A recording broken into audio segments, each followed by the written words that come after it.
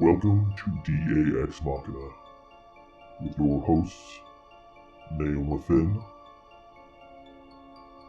Steve Wildman Munrotis, and D.A. Roberts.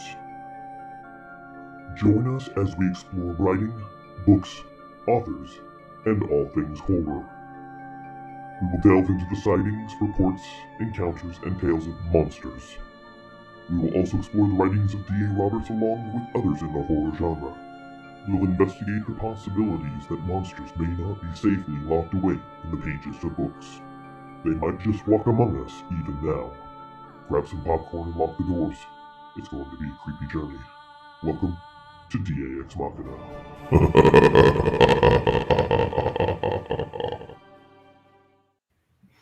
Hey folks, good evening and thank you for joining us here on DAX Machina. We're real thrilled to death to have you guys joining us tonight. I want to start out the night a little differently than normal. I want to apologize to everybody for me being a little off. If you guys haven't seen my Facebook post, I thought I'd talk about it for here just a minute before we move into serial killers. I just kind of set the record straight, let everybody know. Last night about 12:30, my son and I were on our way back from McDonald's, and we uh, we were doing about 35, 36 miles an hour, and an intoxicated driver ran a stop sign right in front of us. I didn't have time to react, and I slammed into the side of the vehicle and flipped the van. You can see this where the van skidded on the side there. That's the front view, like more of the front view, and there's where they had to pull me out of. uh, i'm I'm torn up. I'm not in horrible shape. I mean, I'm surviving.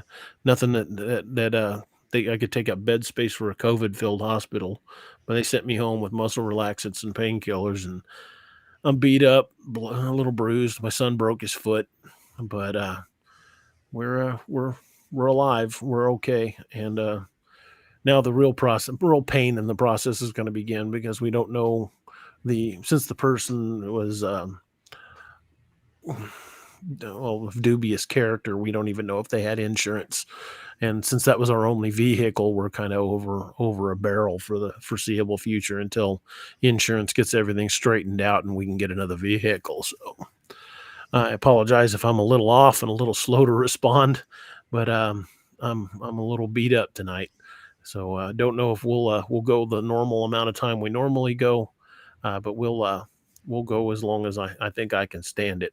So without further ado, we'll get back to the subject of serial killers, and and Miss Naoma, you are so awesome. Thank you for being here, being my rock tonight, because I'm going to be leaning on you.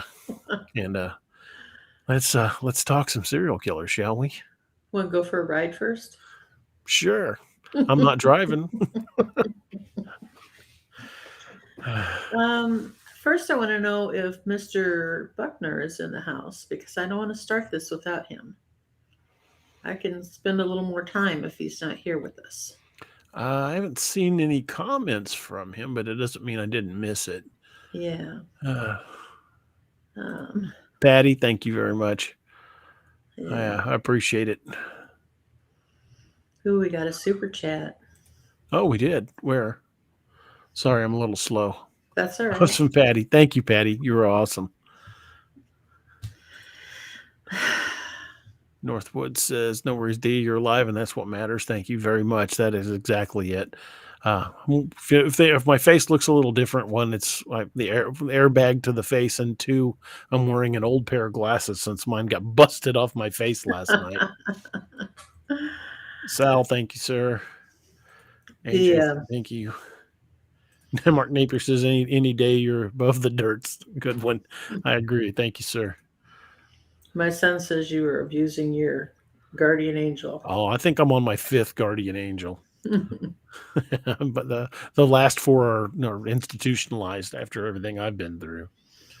Yeah. But thank you guys. I'm on the mend. Nick's going to be in a boot for about 6 weeks, but you guys can tell from the look of that. I mean, it could have been a hell of a lot worse. I mean, That's the engine block is shoved back under the driver's side dash. I didn't really get a good picture of that. And you can see how it kind of slants toward the driver's side there. That's plastic over the windshield. The windshield was completely busted out.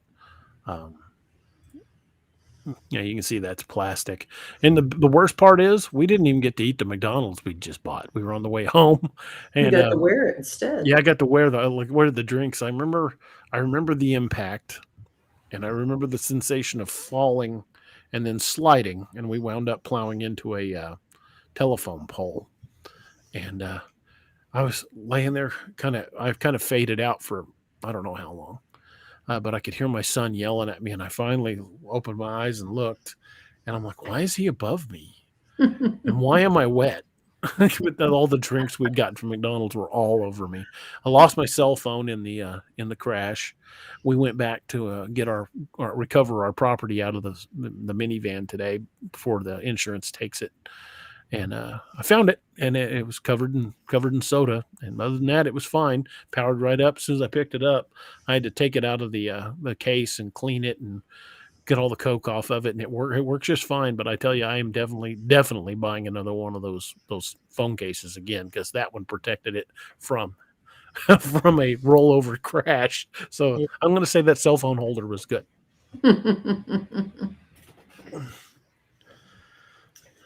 As a former firefighter, I can say you were very lucky from what I see in the photos. Thank you, man. Yeah, we took a beating and walked away with minor injuries comparatively what it could have been. Yeah, it certainly could have been a lot worse. Crumple zones worked as they were designed. And airbags deployed. Amen. There were a bunch of them. Yep. Cameron Buckner, are you with us? I have not seen him, but I have not been as attentive to the chat room as I normally am. I'm still a little out of it. Yeah, I am. So if I miss a question, if you're going to ask a question, put question in capital letters or something, or put it at DA so it highlights it or something so I see it, because I'm a little off my game tonight. So I apologize to everybody. I don't think you need to apologize. We fully understand. Midi says, sounds like your back is hurting a bit. Yeah, definitely a bit. Yeah. I've got my lumbar support on my lower back, and you'll be seeing me shifting around a little bit because there's really no comfortable way to sit right now. So I'll do my best, and we'll I didn't want to let you guys down. I mean, looking forward to the show was kind of what kept me in good spirits today. I didn't want to let it depress me or really tear me down in any way. So I was looking forward to doing the show. It's always a fun night hanging out with Naoma and you guys. Northwoods Cryptid says you must have had a concussion, or they not have had a concussion, or they would have kept you in the hospital. And right now, you'd be surprised what people are being sent home with. Well, the hospital is so full of the big C patients. So they weren't really admitting anybody unless they absolutely had to. And I'm pretty lucky that I was still functional. If they did CT scans of my neck, my back, my head, they scanned pretty much everything and said that, well, all the old damage is still there, but it doesn't really look any worse because it was the same hospital where I've had all my work done previously. So the chassis still busted up, but it's not any worse than it was. So, we got another super chat from Josh. We'll raise one for you after work. Thanks, Josh. Thank you, brother. Yeah. Thank you, Patty. Well, gosh, I feel so bad because I wanted to start this, but I know that Lanita, whose story I'm about to tell, would love to have Cameron here to hear it. And I hate to start it without him. Well, do you want to message him and see if he's going to pop in? I'll stall for a minute. Don't worry, folks. It's just green tea with honey. I'm not drinking anything heavy. Probably wouldn't mix well with the muscle relaxants they gave me. It looks like magic green tea because yeah, yeah. It's Arizona green tea with honey. All right, magic if it was anything stronger than that, I would be like, serial killers are bad. Honestly, Hmm. I don't have my phone with me, and I don't generally talk to him via chat. I'll send him a Facebook message. Okay. You stall for me. I will stall for you. I had to think a minute on well, what name to send it under. Hello, my honey. Hello, my baby. Hello, my ragtime cat. That's my idea of stalling, just so you know. Green screen tea. Yeah, that's what it looked like. Green screen tea. That's what we'll call it. And it hasn't got anything in it other than a little bit of tea leaves and a little bit of green. Yeah. Papa Bear says whiskey and painkillers sounds like a good time to me. No. Well, yeah, I've got a whole bottle of bullet bourbon that I haven't cracked open yet, and I don't think I'm going to until I'm feeling a little bit better. Yeah. Ooh, look at this. Oh, awesome! Got a super chat from. Oh, I hit the wrong one. There we go. Okay. Did you get it? Did I hit the? Yeah. Yeah, there you go. Thank you, Mitty. Thank you. You're awesome. Chris Miller says I'm with Papa Bear. Yeah. Tell you the same might, thing. No. Might be an excuse for a hot toddy after I get off the air tonight. I just might just lean back in my recliner and fade away. Yeah, I don't know that I'm going to get any writing done tonight. No, I don't think you should even try. Although I'm really excited about where my short story Dog Soldiers is going. I can't wait to hear what people think about it. I'm getting a lot of really good feedback from my alpha readers. Cool. So, I don't want to send it to you yet. It's just going to come back covered in red. Well, not completely covered. I'll leave one or two words alone. I can hear you now. You are an idiot. Fix this. Never. Not out loud, anyway. Yeah. Well, no, at least not where I can hear you. Huh? Oh, shoot. Oh, no, well, that's so sad. He either already went to bed or is not listening because he hasn't seen my message. So we may have to just move on without him. Okay, well, he is going to get a copy of this, so he'll at least know. In fact, I may record it for him so he can hear it. Plus, he can watch the show again. Survivor of a serial killer. It was summer. The sun was beating down and the air was swelteringly hot. It was the kind of weather fit for relaxing in the shade with a good book or a dip in the pool, and that was about it. I chose to read. My book of choice was actually a magazine. It was one of those true detective publications. There was an article in it about how women can protect themselves in public or when someone is trying to harm them. I quickly turned to the page and began to read, not knowing at that moment how significant that information would soon be for me. It was full of information and tips such as always being aware of those around you. For instance, a woman should always glance behind her when entering a store at the mall. She should take stock in any men following her into the store or lurking outside the entrance. If a man has followed her in, she should deliberately go to an area he wouldn't normally frequent. If he continues to follow, she should leave the store and wait. If there's a bench available, she should sit down and observe without being too obvious. If he also sits or lingers, she should go to another store to see if he follows again. I firmly believe I was meant to read that article, but I had no idea until I decided to go to the mall later that day just how important that information would be. I just bought a new dress and I was eager to wear, and it was too hot to stay outside. The mall was an air-conditioned oasis. So I bathed and dressed, did my hair and makeup, and I was off for an afternoon of shopping. I entered the small dress shop where I purchased the dress and was warmly greeted by some of the employees. As a frequent shopper, I was well known there. We spoke for a moment. They complimented me on how well I looked in the dress, and I went about my shopping. I had left that store and was heading for another when the article I read earlier came to mind. Casually, I strolled down the main corridor and glanced around. Two women were engaged in conversation near the entrance of the next store I entered. Not far from them was a tall, nice-looking man wearing a sports coat, tie, and nice slacks. He was well groomed with neatly trimmed brown wavy hair. I didn't see anyone I considered a threat to me. I moved to the ladies' section to shop, as did the two women, and so did the man. I giggled to myself, wondering who the lucky lady was he was shopping for. He kept glancing at me. When I left the store, I couldn't help but notice that the man did too. I continued down the mall, stopping to look in the window of a hobby shop. The man also approached the shop and stopped, seeming to amuse himself as well. I was immediately on guard. As I continued through the mall, he followed. When I stopped, he stopped. When I moved on, he moved on. I decided it was best to cut my trip short and leave the mall. I walked out the front door, followed by this man. I got my keys ready to open my car door. Back in the 1970s, key fobs weren't in existence yet. My green Gran Torino was parked halfway across the parking lot. It felt like miles away. I finally entered the lane where it was parked, and the man entered the adjacent lane. I walked up beside my car, and he walked up to the car parked directly in front of mine. He put his key to the lock as I inserted the key into mine. I opened my door, but he stopped. But he stepped away from his car and started right for me.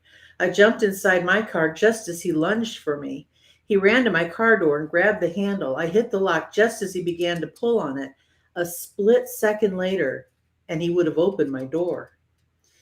It was a hot day. Cars can quickly turn into ovens on days like that. To alleviate some of the heat, I'd left my window cracked about 2 inches. He stuck his fingers through and began to try to force the window down. I asked him what he was doing. He demanded I open the door. Open the door, he said, over and over again. I was so frightened I was panicked. I turned the key and gassed the engine. The car wouldn't start. I'd flooded it. Now I was fighting hysterics. He continued to talk to me, saying awful things, things I can't repeat. He asked me questions of a nature so shocking I was stunned. As he spoke, he worked himself into a frenzy, speaking faster and faster. Then he said he was doing this to me because it was what I wanted. He told me I wanted this. All the while I was honking the horn and yelling for help. It didn't deter him in the least. He just kept telling me what he was going to do to me and that I wanted him to. A man and woman walked behind the car. I saw them and pleaded with them for help. They looked at the man, then at me, and shook their heads in disgust and walked away. There were others in the parking lot. Many of them looked right at us, but it was like they didn't want to get involved. They all looked away and ignored the entire scene. I was trying to remain calm. I kept trying to crank the car. It was only me at that point. No one else was going to save me. Finally, it started. I told him to back away because I was leaving. He kept his hold on the window and kept talking. I'm warning you, I yelled. If you don't remove your hands, I'm going to roll the window up on your fingers and drive off with you attached. He didn't comply, so I followed through with my threat. I rolled up the window hard on his fingers and backed up. He still wouldn't let go. I drove to the main entrance of the mall with him still hanging on the window where I told him one last time to let go, and I gassed it. He held on for a couple of more steps as his hands were wrenched from the window. As I drove off, I looked back. He was straightening his tie and walking back inside the mall. That victory gave me courage. I told myself he wasn't going to get away with what he did to me. I pulled over to the curb and went back inside the mall. At that time, they didn't have security there like they do today, but they had a custodian, and he was a friend of my father's. I found him and quickly told him the short version of what had happened. Together, we went looking for the well-groomed man in the sports coat. We found him sitting in the back of a snack bar as if nothing had happened. When I pointed him out, the custodian looked at me and said, "You must be mistaken. Look at him. He looks like a lawyer or a businessman. He couldn't possibly be the one." When I insisted that he was indeed the man who had accosted me in the parking lot, I was told to go home and call my father.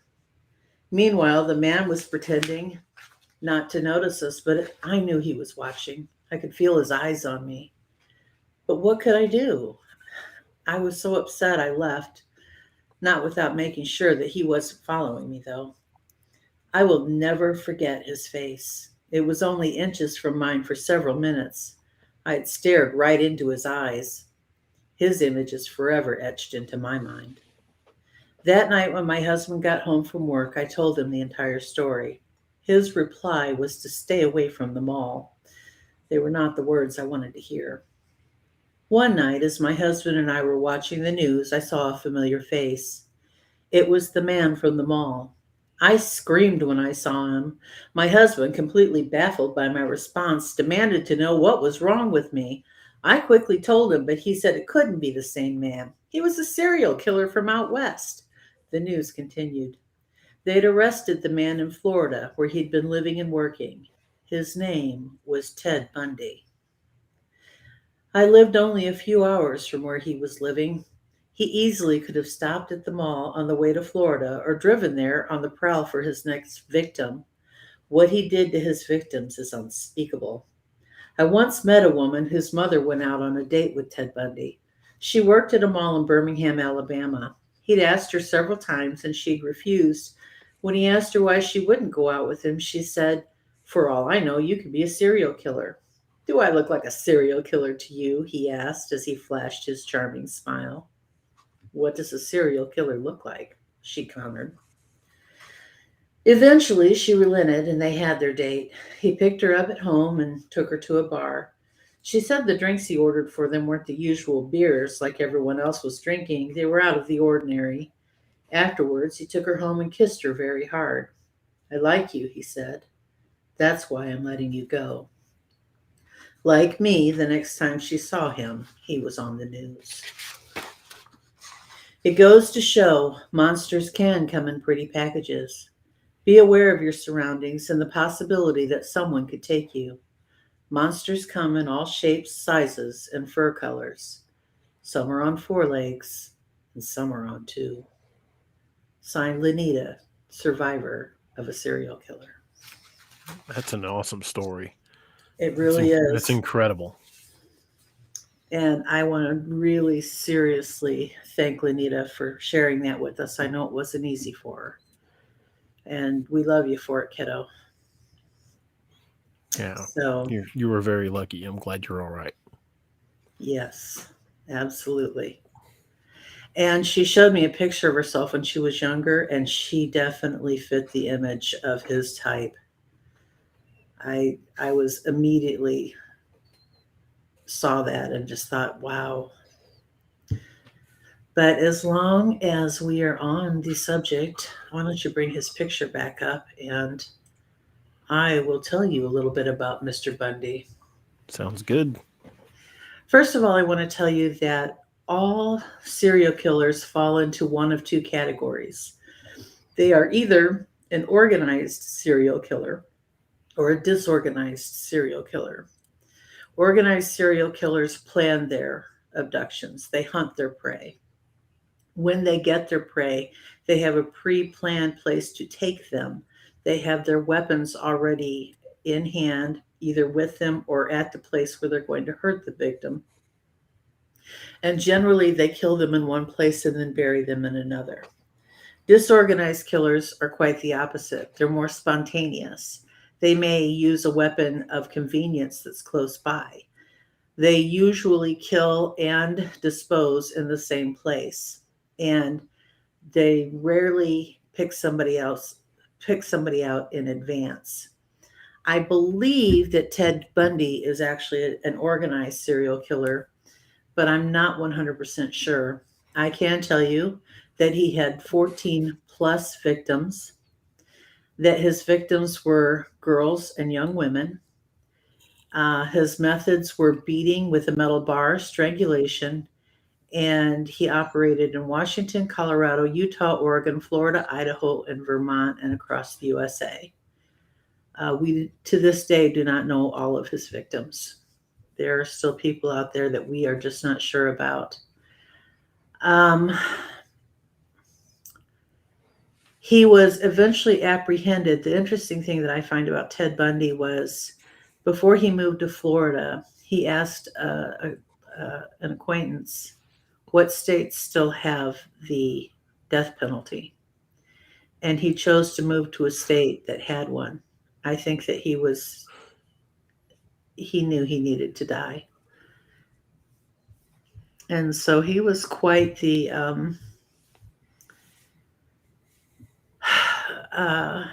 he was quite the awful human being, and he's best known for the fact that he was so outwardly charming and so easily fooled people into believing that he could not possibly be a serial killer, because all serial killers are monstrous looking. But the problem is, like Lenita said, monsters come in all shapes and sizes. And I think the saddest was, I believe his last kill was of a 12-year-old girl. And I think that probably is the saddest of all. And he was executed on 1/24 of 1989. And DA, what happened at that execution? Well, the irony of that is at most executions, there's always protesters protesting the fact of, the death penalty, that or they're anti-death penalty protesters. But at Ted Bundy's funeral, there were more than 200 people protesting, holding up signs that said "Fry Bundy, fry." They were completely in agreement that he needed it. Yes, and Werewolf is right. He used the lame duck bait a lot.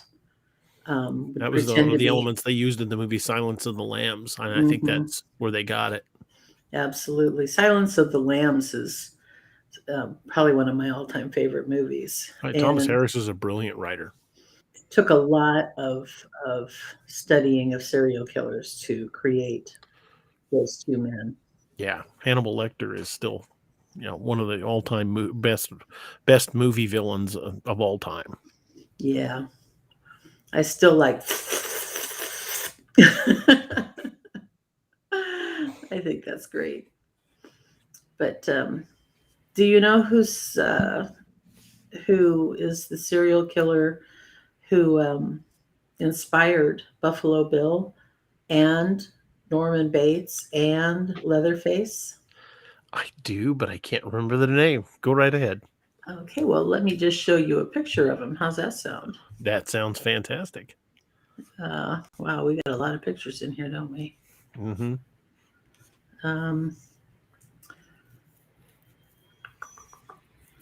Let me see. Where do we have him? Did I not? Oh, there he is. That man right there. Ed Gein. That's your Ed Gein. That's your Buffalo Bill, your Norman Bates, and your Leatherface, all wrapped up into one. Yeah, he was a whole bundle of crazy. Yes, he was. His backstory is really fascinating to me, and I can tell you a lot more about him than Ted Bundy, because he happens to rank high on my list of serial killers. Well, you clearly know more about Gein than I do, so go right ahead. Well, Ed Gein was from Plainfield, Wisconsin. He was one of two sons who had a very domineering mother. His father died when he was fairly young, so he didn't have even when his father was alive, he did not have a strong male influence in his life. And one day, Ed and his brother were out burning off pasture, and Ed's brother mysteriously died. Nobody has ever proven that Ed killed his brother, but there's a lot of evidence there that would suggest that that's exactly what he did, because Ed's brother was not a fan of their mom. Ed's brother saw their mother for what she was. And he idolized their mother. He thought the world of their mother. There are a lot of people who will argue that Ed doesn't really belong in the realm of serial killers, because some people say you have to have X amount of kills before you can be a serial killer. He does have 2 known kills, 3 if you count his brother. And I don't think 3 generally qualifies. But he was a known grave robber, and he was famous for making his sausage and his deer meat and giving it to the neighbors. Long pig. Yeah. There were a lot of people who later were like, that meat did kind of have a funny taste to it, didn't it?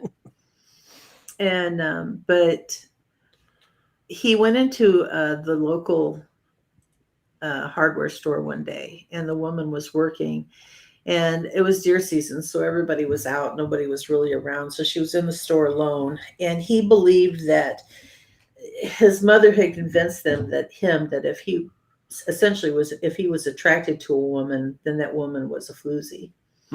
And he was convinced that she had to die for that reason, and so he knocked her out and took her back to his house, and that is where they found her body hanging up out behind the barn, the same way you would hang a deer to process it, to field dress it. And her head was missing. I think her arms were cut off at that point too, so it was a torso and legs, and she had already been field dressed. And when the cops went inside his house, it was a house of horrors. There were skulls that had been made into cups and bowls. There were lamps made out of human skin. There were shrunken heads. There was a body that he was making for himself so he could be a woman. I think that what he was trying to do, and some people suggested he was trying to do, was he was trying to make his mother and then live inside of that body and be his mom. Ed Gein, contrary to what many people think, most serial killers are not especially intelligent, and he was definitely sub-intelligent. His IQ was somewhere around 60 to 70. And he was a very likable man. He babysat people. He was considered a great babysitter because you could call him anytime and he'd come over and watch your kids. You know, bring a drink, serve it to him in a really cool looking cup. But everybody also always said, you know, he was a little weird, kept to himself. He was such a nice man, kept to himself, all alone, never bothered anybody. You describing his IQ, you make me think of along the lines of Forrest Gump. Mm-hmm. So like, I have this weird image of him handing somebody a bowl full of cereal and a skull. I make my own Tupperware. That would be right around the yep. Run, Ed, run. When Ed was taken into custody, he didn't fight. He did not balk. They put him, I believe, first in a prison, and I think at some point he did wind up going to a mental institution where he was one of the most pleasant, easygoing, and likable inmates any of the staff ever encountered. So what makes a man kill one person and then treat the rest of the world so wonderfully? I don't know that I've got an easy answer for that. I find that fascinating. That's one of the things that fascinates me most about Ed, is just how he could be so extreme. You know, such a nice person could do something like that. You know, it just it doesn't make sense to me. Well, if he had a schizophrenic personality, maybe I might explain it. Yeah. In some situations, he would be completely normal. In other situations, he's just ice cold killer. And that's the one of the things that they do suggest, is that he was schizophrenic. I have the stats. Let me bring the stats up, since I made a point of doing this. He was classified as being homicidal, obviously. Necrophilia was his characteristic. He was most likely a disorganized. This website doesn't delineate between organized and disorganized, but I believe he was a disorganized. I would agree with that. Yeah, killer. His method was shooting. Like I said, he was from Plainfield, Wisconsin. He was sentenced to life imprisonment in 1968, found not guilty by reason of insanity, and acquitted. Transferred to a mental hospital where he died on July 26, 1984. So it was Bernice Warden, who was 58, who was this hardware store owner, that led to his final arrest. And being, and like I said, his thing was he was more of a grave robber than he was a serial killer. But I have 3 serial killers that fascinate me above all others: Ed Gein, Albert Fish, and Jack the Ripper. And I'm not going to talk about Jack the Ripper tonight. If anybody else wants to talk about Jack the Ripper, they are more welcome to. I will certainly add my input to any comments. But I think Jack the Ripper has been way overdone. And the killers that I chose tonight, I chose because they're unique, because they're not necessarily well known, although Ed Gein probably is a lot better, and Ted Bundy definitely. And because they're not so completely overdone. So a lot of the serial killers that I'm going through tonight are really, they're people that I think will interest people more. They won't be bored because they've heard it all before. And so with that, I have one more that I'd like to bring up. Go right ahead. Isn't this a pleasant looking older gentleman? His name is Albert Fish, or it was. He was also known as the Gray Man or the Werewolf of Wisteria, and I believe they also had a vampire name for him, but it's not listed here. He was a pervert. He liked cannibalism, coprophilia, urophilia, pedophilia. Those are words that are just, and masochism. He operated from 1924 to 1934. He was arrested December 13th, 1934. He was born May 19th, 1870. So he was 64 when he was arrested, or almost 67. No, he was, or 64. I mean, he was 64. He has 3 really interesting victims, but he once bragged that he had, please forgive the expression, had a child in every state. And that's in reference to cannibalism as much as it is to molestation. But he was born Albert Hamilton Fish, Brooklyn Vampire. I knew there was another name for him. It was Brooklyn Vampire. He actually lived a pretty quiet life. He had a wife and kids. His wife did eventually leave him, and he was left with the kids. He was very much into masochism, and I'll talk about that in just a minute. But I would like to talk just for a minute of how he got into cannibalism. I'm going to read the first paragraph of a letter, and I'm not going to read the entire letter because the rest of the letter, I'm not sure I should even, I'm not going to read the paragraph because it really is, it's just awful. But he got into cannibalism because a friend of his had been stranded in China during the Great Famine in the late 1800s. And at that time in China, it wasn't safe to be a child under 12 because they would be sold for meat. That was how much people were starving. And this particular person developed a taste for human flesh as a result. And when he came back to the United States, this man, who wound up being Albert Fish's neighbor, kidnapped and cooked 2 young children.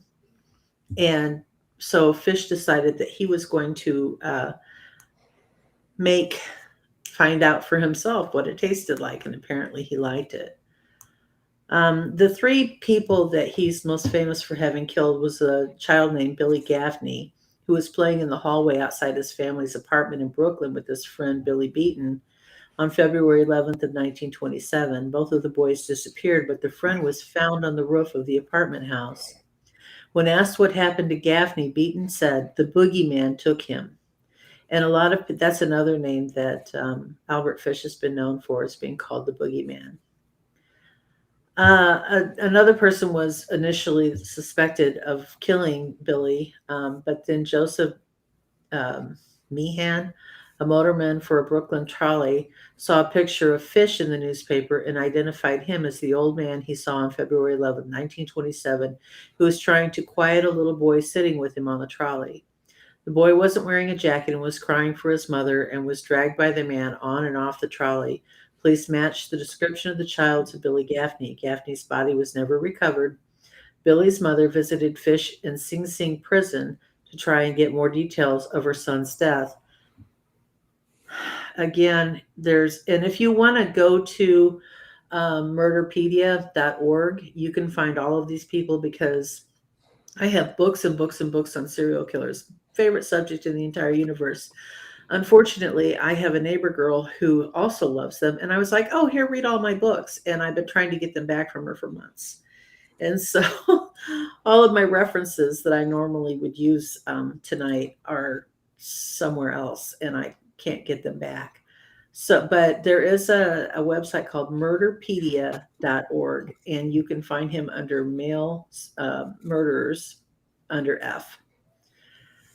But anyway, he actually confessed to the boy's mother the entire details of what he did to the boy. And it's something that I really I'm not going to tell you here. It's that bad. The last one that he killed was Grace Budd. She was a 10-year-old girl. He had, Grace's older brother had been looking for work, and Fish answered the advertisement for a farm worker claiming to be a farmer. This is a man who lived in Brooklyn. He didn't own a farm. And came to the house to interview the boy. And while he was there, pretty little 10-year-old Grace was a lot more friendly than kids are today. And her parents were a lot more understanding of, little girls liking to sit on people's laps and being told stories and having their hair, their heads caressed and things like that. And it wasn't seen like today we would freak out if a stranger was doing that to our child, right? But he offered to take her he said he was headed to a birthday party, and if Grace would like to go, he had to go do some things, and then he would come back and take her if she wanted to go. And foolishly, naively, her mother said yes. He came back a few hours later and took Grace away, and she was never seen again. Then this monster, this horrific, villainous beast, wrote the mother a letter detailing what he had done to her daughter. She couldn't read. She had to have the letter read to her. But can you imagine? And if you want to read the letter, you can go to this website and read it. I am not going to read it here. It is just atrocious. But he did cannibalize her. And then because he sent the letter, that was what caught him, because the letter had a specific emblem on the envelope that was recognizable. It came from NYPCBA, New York Private Chauffeurs Benevolent Association. And they managed to trace it back to him through that envelope, and that's how he was arrested. When he was executed, and I'm not going to exactly tell you where, they found in his body where he had inserted dozens of pins and needles into his own body. When he was arrested, they found a brush made out of nails that he had routinely used to beat himself. He was very, very much a masochist, as much as he was a killer. And so that is one of the most fascinating serial killers for me, because first of all, he was an old man when he was doing this. And look at the pictures behind DA. There's not any old men in that picture. They're middle-aged, but not old. And you can see from his picture at his time of arrest, he was an old man. And I think the important lesson to be learned there is that you cannot pigeonhole. You cannot pigeonhole a serial killer. They Very come much in so. all shapes and sizes. And their one and only victim is always going to be someone that they can overpower. Mhm. So, do we have any questions? Does anybody want to comment on this? Have people been commenting? I'm Because a otherwise, little I'm out of going it. to just keep I rushing haven't seen through. any questions pop up, but I could have missed them. Yeah. Richard Speck, yeah. Richard Speck overpowered several women at one time. Well, so I guess then, since we're talking about serial killers coming in all shapes and sizes, let's go to this lovely lady right here. Lovely? That's not the word that immediately pops to mind to me. Horrifying. Yeah, horrifying pops to mind. This lady's name was Amelia Dyer. And I want to tell you a few things. There was a thing back in Victorian England called baby farming. And I think I talked about this briefly on the show a couple of weeks ago or a week or so ago. But basically, what baby farming was is that people were in domestic situations, or a young woman was having a baby out of wedlock. And the children, when they're born, were adopted, quote unquote, by people like Amelia Farmer. I'm sorry, Amelia Dyer. I read a word and said the word out loud. And what she would do, she was the most prolific baby farmer murderer in Victoria, England. But I want to take a brief moment and explain something to you. She was not unique, because there was I hope this is it. It's so small.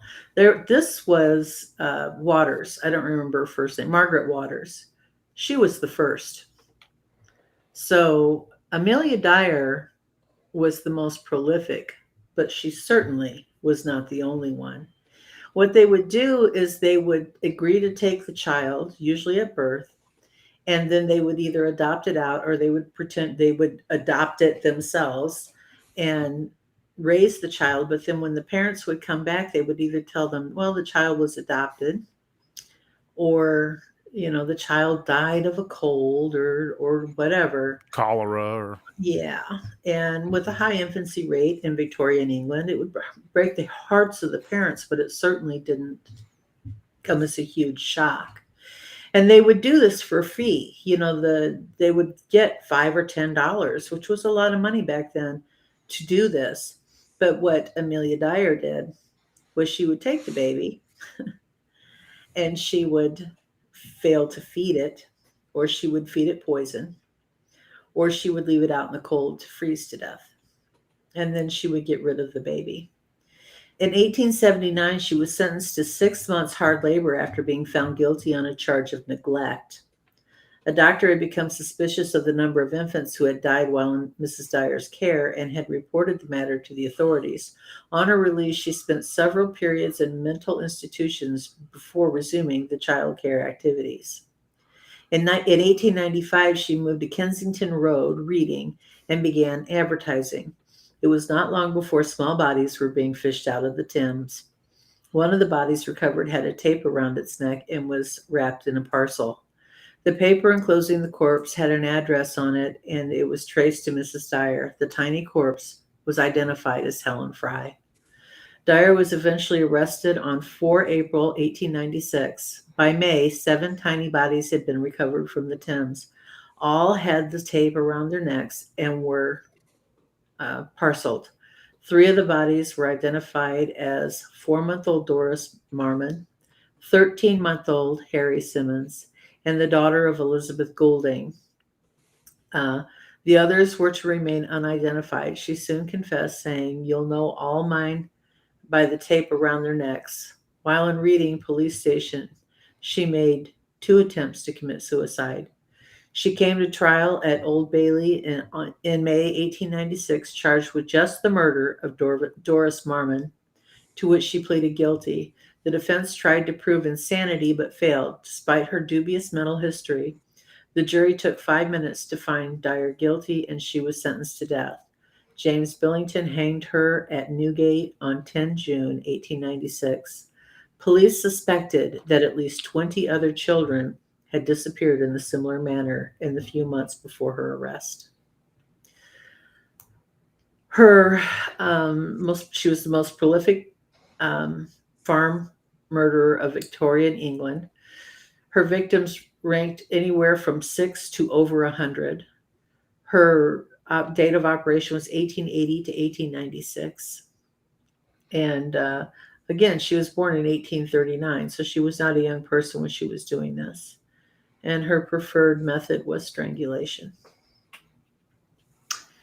So serial killers come in all shapes and sizes, just like Lynn. Yeah, definitely. And they don't have to be male. Jeffrey Dahmer proves that they don't have to hunt only children and females. Mm-hmm. There are a lot of others who fall into that category. Another one of my favorite, I hate to use that word, it sounds so twisted. Another serial killer of deep fascination for me is this guy right here. His name is Andrei Chikatilo. He was let me bring him up.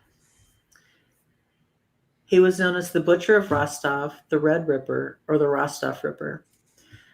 His characteristics were cannibalism, necrophilia, evisceration, and mutilation. His victims ranged somewhere between 52 and 56. His dates of operation were 1978 to 1990. He was arrested November 20th of 1990, and he was 36 when he was born, so he had quite a few years to operate. There are a lot of victims on his list, obviously 52 to 56, and he was eventually executed by a single gunshot behind the right ear on February 16, 1994, typical Russian execution.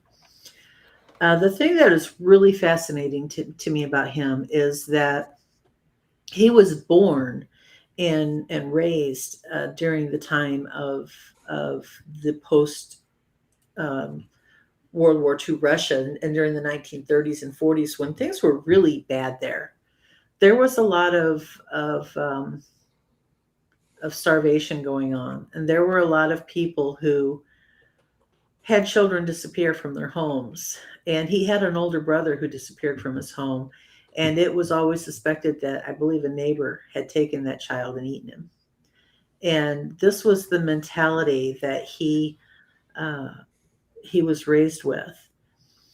And he had lots, they think that he suffered from hydrocephalus, water on the brain, at birth, and that caused different issues for him in his life. Definitely, he was not a highly intelligent person. He learned very, very early that cannibalism was a form of survival. He dealt with intense pain throughout his life through abuse from his parents and siblings. As early as age 15, he was reported to have overpowered a young girl and performed acts on her. But he was not a bright man. He definitely had a lower IQ, but he was definitely an organized serial killer. He hunted his victims. He knew he was going to go to the train station and pick a victim. He took that victim to a place to execute the victim, to execute his crimes on the victim. And then he took the victim's body to another place to get rid of it. And Papa Bear may be correct. I do think the Soviet Union Supreme Court did find him innocent on some of his murders. I don't think he was convicted of all of them. But what I think fascinates me most about him is that he was definitely an organized serial killer, and yet he really didn't have um, a high IQ. And people tend to think of organized serial killers as being people who eat their kidneys with. Um, did I say it wrong? Hydrocephalus? Isn't that how you say it? Water on the brain. It made me think cynocephaly, which is word for dog-headed men or dog men. Yeah, well, I was like, there you go. Cephalus is the. But I think that it's important that people understand where serial killers are concerned, that you just can't pigeonhole them. Intelligent serial killers can be disorganized.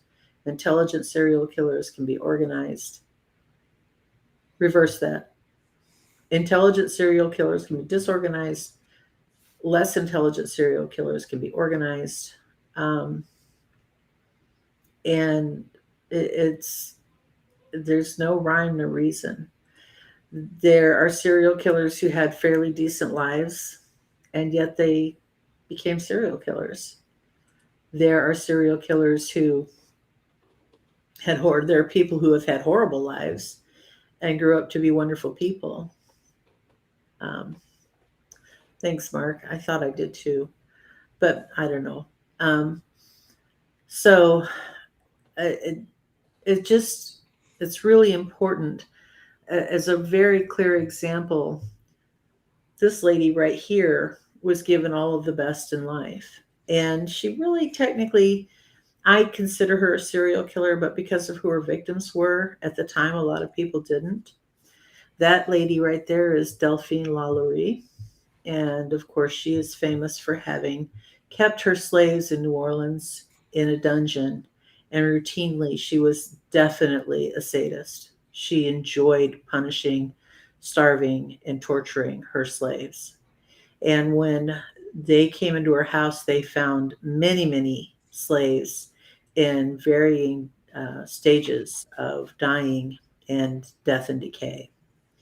And this woman had no reason for being that way other than it was just her personality to be a cruel human being. And she escaped um, without ever having to go to jail. should have She fed her fled to the before gators. she fled before she was caught, and she was never caught and died in Paris on December 7th of 1842. And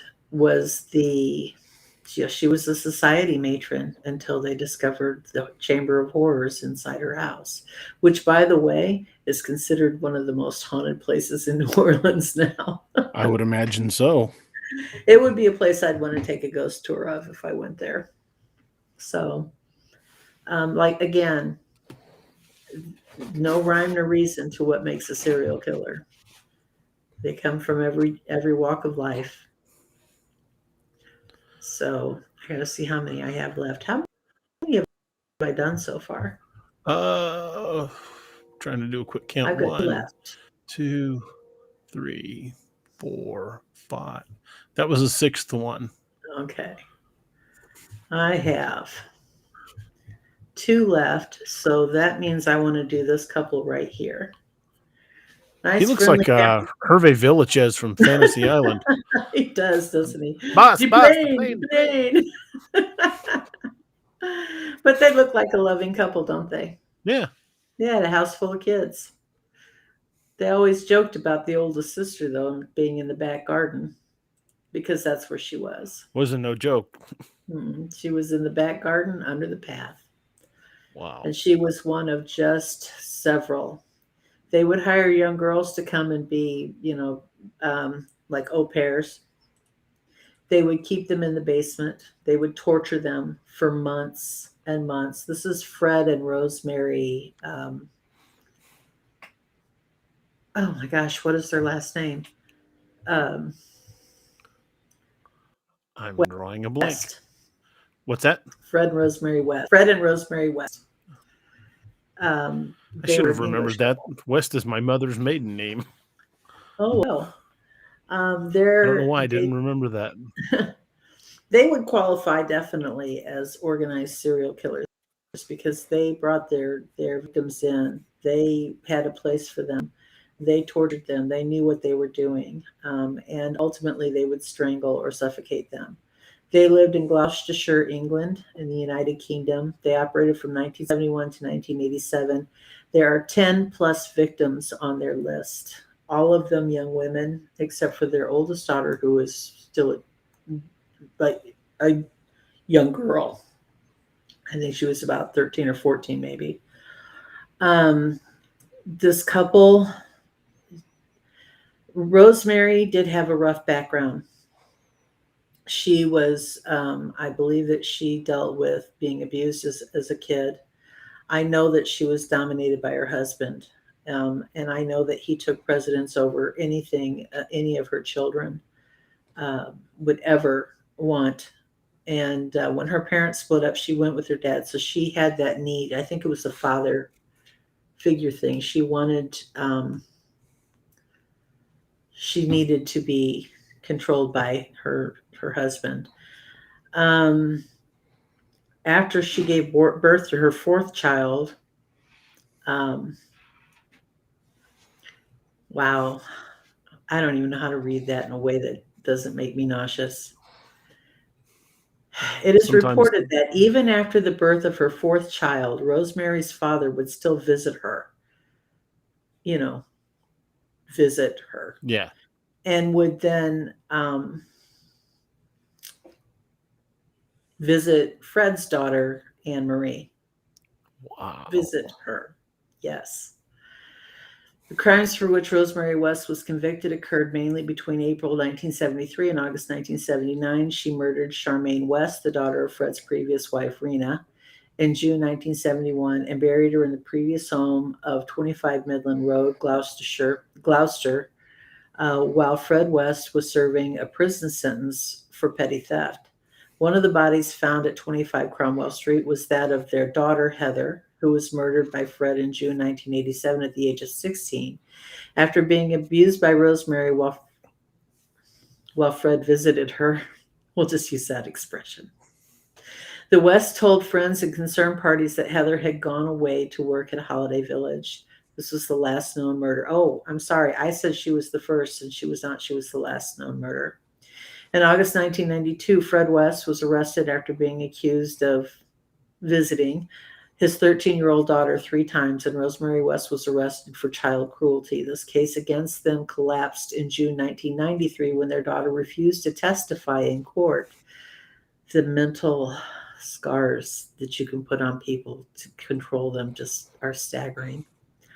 All of the West children were removed from their custody and put into foster care. The case brought to light the disappearance of Heather, who had not been seen since 1987, and triggered the major investigation that followed.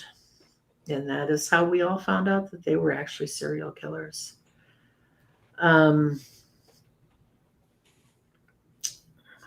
Fred was known to torture his wife and his daughters and the girls that they would bring into their home.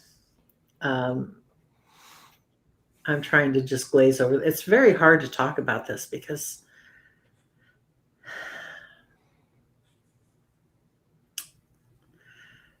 of course, one of the victims was actually killed by Rosemary, and that was his daughter by a former wife.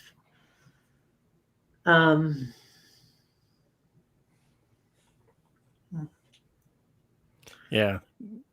Some of it Yeah, just doesn't need to be brought up. no, It was that bad. definitely that bad.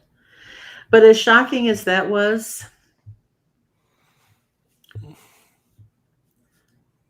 doesn't he look like such a sad little victim? Problem is, he's not. He's the youngest serial killer known. He was 8 years old when he was committing his crimes. Between 2006 and 2007. And how do you say an 8-year-old child who looks tiny and precious like that does it? Well, all of his victims were under the age of 1 year. His 6-month-old cousin, the daughter of a maternal uncle, his 8-month-old sister, a 6-month-old girl who was the neighbor's daughter. He would either strangle them or beat them with a brick. And he was not even discovered until after, not even considered as the murderer or the reason for the disappearance of the other 2 girls until after the neighbor's daughter disappeared. And he felt absolutely no remorse for what he had done. And to me, after all of the things I've read to you, horrible things that all of the other serial killers have done, that is the most shocking. Did they ever figure out why he did it? Not that I know of. I haven't really That's studied horrifying. him enough, but I definitely plan on spending a little more time on him. His name, I can't pronounce his name very well. It's Ardip Sada.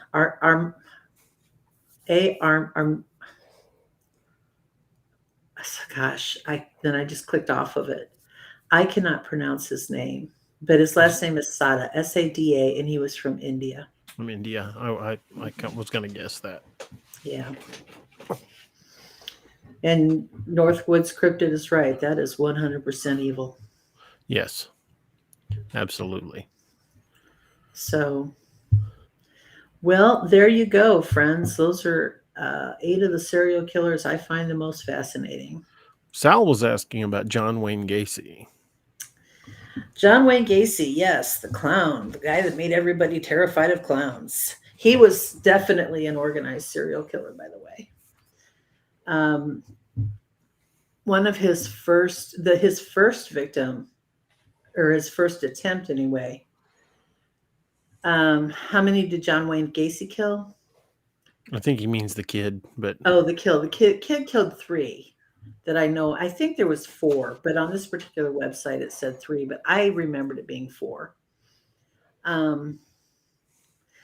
Yeah, Elizabeth Bathory, I didn't include her, and Papa Bear's a little surprised that I didn't include her, but I was trying to stay a little more recent.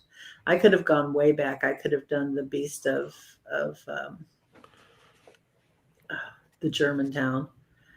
I could have done a lot of serial killers throughout history, but I was trying to stay in the latter half of the 19th and the 20th and 21st century. That, and we covered Bathory on the Vampire Show. True, we did. Yeah. But the John Wayne Gacy, his first attempt at serial killing, he picked up a hitchhiker, and the guy began to get the idea things were not going to be good. And at a point when John Wayne Gacy slowed down the car, the guy managed to jump out. A lot of people don't know this. Maybe a lot of people do, but John Wayne Gacy was famous for having the inside door handles removed from his car, thanks to that guy. That was his first. He said that he made, and he said this in an interview. My first attempt was a fail because I didn't remove the inside door handles from the car. And after that, he removed them, and nobody escaped. And of course, he buried most of his victims underneath his house. So. And that house is haunted. Yeah. Actually, I may be wrong, but somebody told me they actually leveled it. It's no longer there. Well, I hope they don't build a house there. Yeah. Well, I think it was getting a lot of vandalism. So yeah, I wouldn't want anybody to build another house there either. I'd put a fence around it and say, stay out or be eaten by ghosts. It's like with Jeffrey Dahmer. Did you know that he actually had one of his victims escape and the police brought that victim back to the house? I did not know that. Mm-hmm. How did that happen? Twice he had a victim escape. One victim escaped and he came back to the house, and Dahmer was able to convince the police that this was his young lover, and they'd had a lovers' quarrel. And your typical heterosexual burly cops like, I'm out.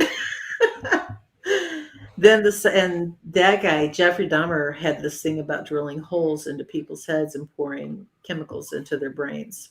He wanted to make them zombies so that they wouldn't rot too quickly.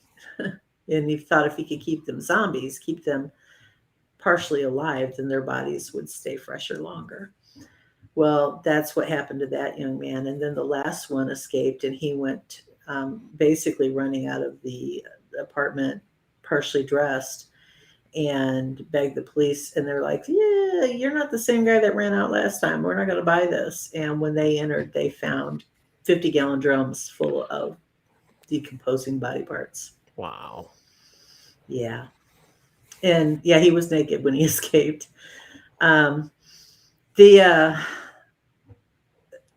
My fun story about Jeffrey Dahmer is when I first met my current husband, we had been talking for quite a while, and he decided but only about a month. We'd met about a month and a half before Christmas, and he decided he was going to buy me a Christmas present, and I am the hardest person on the planet to buy for. I am the reason they make gift cards, because I will never be unhappy with a gift card.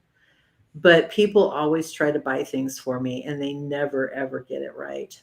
And so he said, he lived down here in Nashville at the time, and I still lived up in Illinois. And he says, I'm sending you a Christmas present. And I'm smiling and going, oh, lovely. Thank you. You God.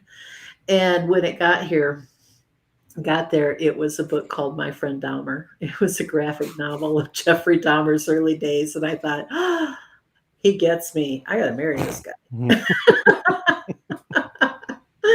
But it told all about it was actually, the book was written by one of his classmates. And Jeffrey Dahmer was quite an interesting high school student. And his first victim happened while he was still in high school. He picked up a hitchhiker, took him back to his house, visited him, if that's the word we're using tonight. I think we visited. Yeah. Dismantled him, for lack of a better word, packed him into a laundry bag, and carted him off into the woods to try to get rid of him. And he made a big mess of things. And his mother, by the way, lovely lady, when he died, her statement to the press was simply, is it enough yet? Have you had enough? To which many of his victims' families answered, maybe. Because he did die a horrible death in prison. I don't know if there were in the walls or not. That very well could be. I don't know. Oh, wow. There is now a house for sale for $455,000. So if they dismantled his house, they'd build a new one on the site. I'm sorry. They're going to have to give me more than that to get me to live there. Well, at least we know why it's for sale. Yeah. It's funny. The new tenants just keep moving out after a couple of days. Yeah. The last one left all their furniture. Yeah, I can't figure out why. Why is that? So what do you know about this cat? BTK. He was always interesting to me because All-American Family Dad. Well, and he was fairly close to where I live. True. Kansas City, wasn't it? Mm-hmm. Yeah. He's not far from me. That's true. The thing that his double life always fascinated me. I mean, it was like Ted Bundy. Yeah. When it came out that he was the killer, people were like, nah. Yeah, no way. I mean, like the dog catcher and right.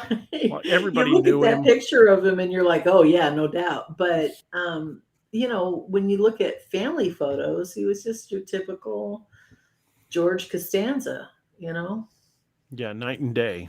Mm-hmm. And let me see if I can find a picture of him, one of his family photos. One where he doesn't look like an absolute psycho. Oh, Papa Bear says that the new house was built in 1988 after the original was torn down. So Gacy's house was torn down. Still, I wouldn't want to live on the spot. Yeah, and I don't think Gacy lived in Chicago proper. I think it was a suburb, Marshall, but I could be wrong. I like clowns, so I kind of resented him. Yeah, there you go. Wow. This police uniform, he looks like just like someone you'd meet on the street. Mm-hmm. And how things change. Yeah. When Before, the mask is after, removed. yeah. The Golden State Killer was another one that, when you looked at his pictures, and before the arrest, you're like, really? Although his lifestyle should have told everybody. He should have been a beacon rather than hiding behind a mask. But the physical appearance was not what is, especially when they arrested him. His killings were in the 80s, I think, 70s and 80s, and he was arrested in 2016. He'd aged considerably. We can't discuss serial killers without talking about the fact that they think they broke the Zodiac code and know who it was. Oh, my younger son told me there was a show I needed to watch on that, and I didn't get around to watching it. Well, I don't know all the details because I'm not as big a serial killer buff as you are, but a group of people got together and they broke the code. It took them, when was the Zodiac killer, in the 70s? Yeah, it took them 40 years to break a code. 50, 50 years to break the code, and they identified the guy, and he's been dead for years. So I actually think I knew. I did read the newspaper article on who they identified, but I know that they just did a documentary on it not too long ago. By not too long ago, that could be anywhere in the last 5 years, because time at my age goes by so quickly. But I did know that my son said, you need to watch that, Mom. God, clearly my two children know me quite well. And one of them is obviously as twisted as I am, because he keeps commenting on all of this, the serial killer stuff. So nice that I left a legacy for my children. Well, you got to leave some sort of weird legacy. Yeah. Oh, well, I know you're not feeling well. Well, I did want to mention a little bit about that Zodiac thing. Okay. Yeah, I found an article on it. It says a team of 40 independent investigators claims to identify the notorious Zodiac killer. On October 6th, the team known as the Case Breakers provided evidence identifying the serial killer as Gary Francis Post. Or is it Poste? Poste. It's Post, I think. Post, a house painter from Groveland, California, who passed away in 2018 at the age of 80. Wow, just missed him. The Zodiac killer is known to have murdered 5 San Francisco residents between 1968 and 1969. Following these murders, the Zodiac communicated with authorities through a series of handwritten letters containing coded messages and taunts over 30 more victims, to which to this day have yet to be confirmed. The cryptic nature of the case has led to increasing public fixation and prolific portrayal in popular culture.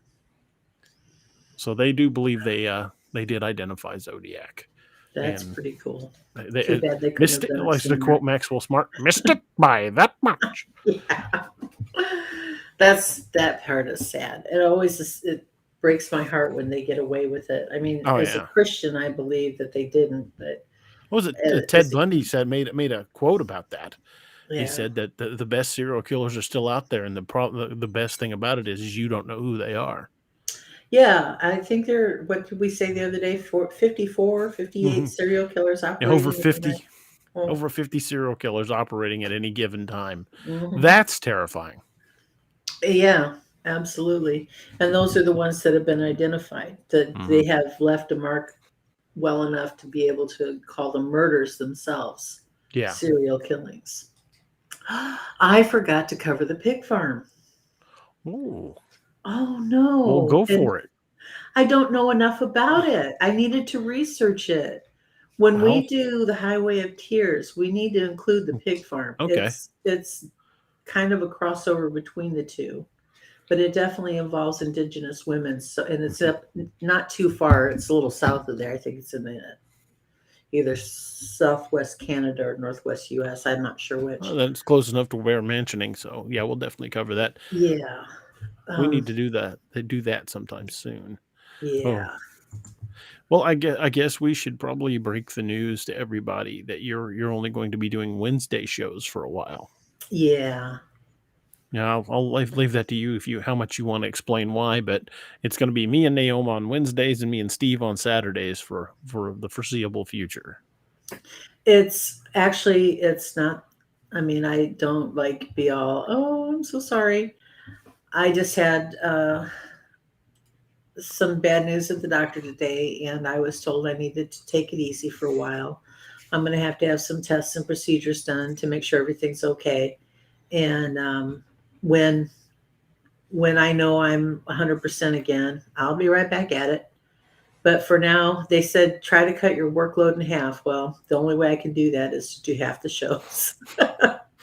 So Steve is with DA on Saturday nights, and I hated to have him have two co-hosts on one night and no co-hosts on another. So I had said, well, how about I just do Wednesdays? So you'll still see me every week, but you won't see me twice a week. Some of you might like that. Mommy, I'm going to miss you. Aw. Well, I appreciate that. It's not going to be as fun without you. I'll have to see if I can talk my wife into helping out on Saturdays. Yeah. Yeah. Well, and helping out on Wednesdays too. Yeah. I told her she needs to do the show every time we do it. That way, Absolutely. she can help me with the chat and keep me in line. Yeah, she's not afraid to smack me in the back of the head and tell me to get back on topic. Yeah. But yeah, I mean, it's not that. Oh, I will, I promise. And thank you. It's not as big. Thank you guys. I love you guys too. I really do.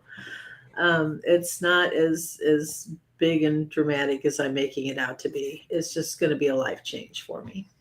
And so, yeah, I was going to call you and your brother later. Sorry, I didn't mean to put you on the spot. That's okay. And I'll Papa Bear, that's my fault. Sorry. I really let the cat not out of the bag. Don't worry about it. I let it out of the bag and swung it around the room by the tail.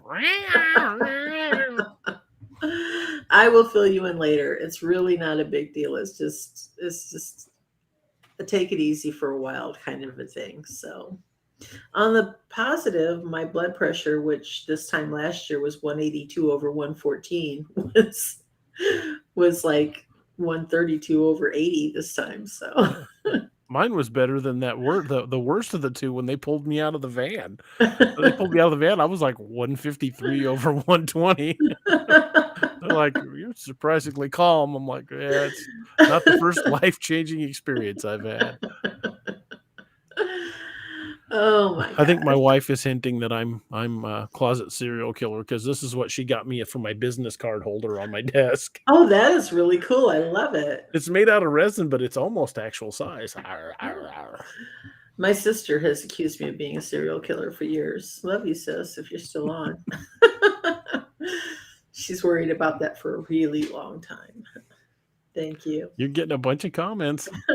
I do appreciate that. But I'll still be here on Wednesdays, guys, so you can still see me.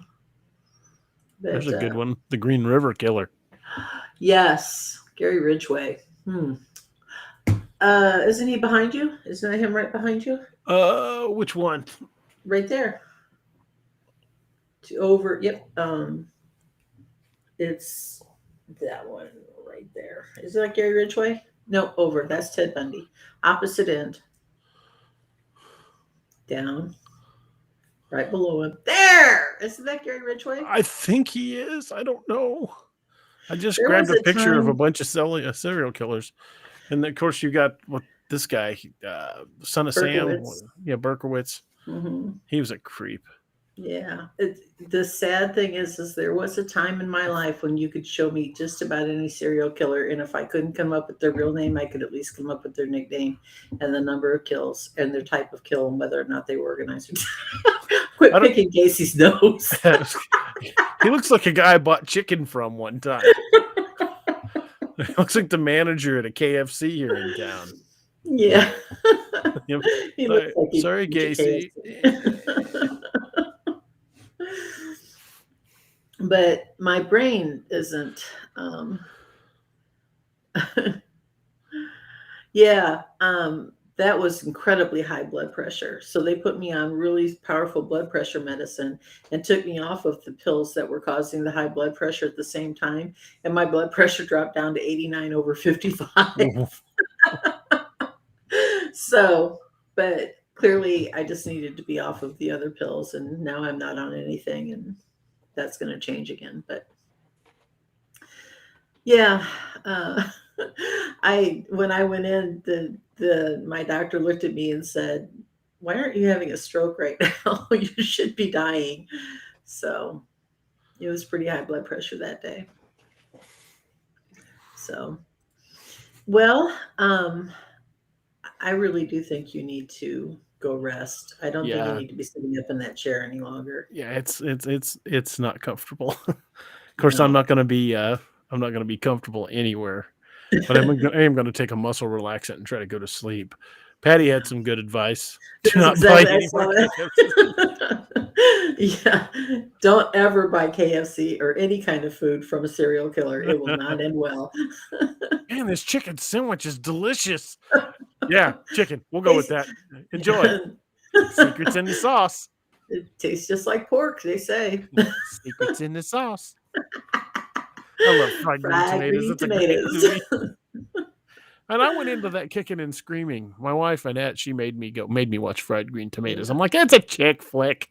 I don't want it. I don't want to watch it. She's like, you made me watch the Tom Clancy movie the other day. And I'm like, all right, damn it. You got me there. So I watched it, and like at the end of it, I'm like, I'm not crying. You are. You know, that was the first time I think I had, at least probably other people hadn't, but that was the first time I ever saw Kathy Bates. And over the years, I've felt that she and I share a strong resemblance. And I have told people, if anybody ever makes my life story, please let it star Kathy Bates. Bates or Baker? Bates, right? Kathy Bates. One of my wife's favorite actresses. Mine too. And if I ever have my life story made, she just has to get young again because her hair is grayer than mine is now. Werewolf. I know Wiley would shake it off, but he heals a little faster than I do. Hey, look who showed up. No, you showed up too late, dude. I've been yelling for you for an hour. Mark Napier says, don't buy any more McDonald's either. Yeah, I was on my way back from McDonald's when that chick pulled out in front of me. Yeah. Yeah. And the bad thing is I didn't even get to eat the McDonald's. I mean, when we went to clean the van out, it looked like a raccoon had gotten in the van and eaten it all. Yeah. Not that I wanted it after it had been there overnight, but I was like, son of a gun. I just bought $40 worth of food for a raccoon. Cam, you are going to have to go back and watch the very beginning of this because I told her story and we waited for you, but you didn't show up. So, but I think I'm going to record it anyway, and I'll send you a recording of it. Aw. Well, it's okay. You're forgiven because we like you so well. Yeah. Well, we got one. As soon as he pops in, hey, Cam, where's Steve Lilly? You knew that was coming. Steve Lilly's home in bed. Waiting for a call from Agent Blue. He's waiting to get some more Squatch heads. Yeah. They're out there speaking Ghibli. Oh, don't feel like a jerk. You're too much of a sweetheart to be a jerk. Anyway, you tuned in just in time for me to talk DA into going to bed. I probably should. Yeah, you probably should. Someone just messaged me, a friend of mine, Jackie Chin, who does Zombie Palooza Radio. She's like, "Are you okay?" I'm like, "I'm okay-ish." Bruised from head to toe. But oh shoot, that is so funny. Where's Steve Lilly? The second you pop in, you knew that was going to happen. Where's my Steve Lilly stories? You need to make an alter ego. Cam says, "I feel like a jerk." Well, you should. You didn't bring any Steve Lilly stories. They're dying. They forgot all about our serial killers. They want some Steve Lilly now. That's right. Yeah, make up for it. Lenita says, "You're no jerk. You're my buddy." Marshall says they're jonesing for more Steve Lilly. Oh, you guys. He Merle needs to says create you both take care. Thank you.